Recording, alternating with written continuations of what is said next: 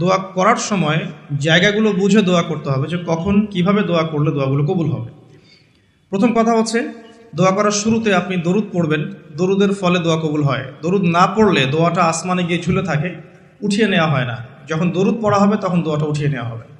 দোয়া করার কিছু টেকনিক আছে, যে কিভাবে কি দোয়া করলে কবুল হবে, কখন দোয়া করলে কবুল হবে, এগুলো বুঝে দোয়া করতে হবে। অনেকেই বলে দোয়া করেই যাচ্ছি, কবুল হচ্ছে না। কিছু বিষয় আছে হয়তো এই কারণে হচ্ছে না, হয়তো বা আল্লাহ পাক চাচ্ছেন এটা আপনার জন্য পরে পাওয়া উত্তম, সেই জন্য আপনি এখন পাচ্ছেন না। হয়তো বা আল্লাহ পাক আপনাকে পরকালে দিবেন বলে জমা রেখেছেন, হয়তো এই জন্য পাচ্ছেন না।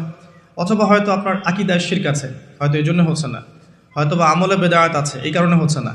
অথবা আপনার রিজিকে কোনো হারাম কিছু আছে, মেবি এই কারণে আপনার দোয়া কবুল হচ্ছে না। অথবা আপনি তাড়াহুড়া করছেন। তাড়াহুড়ার ব্যাখ্যায় নবী সাল্লাল্লাহু আলাইহি ওয়াসাল্লাম বলেছেন যে মানুষ বলে আমি দোয়া করেই গেলাম, আমার দোয়া কবুল হলো না। তো আমরা জেনে নিব যে কোন কোন জায়গায় কিভাবে দোয়া করলে দোয়া কবুল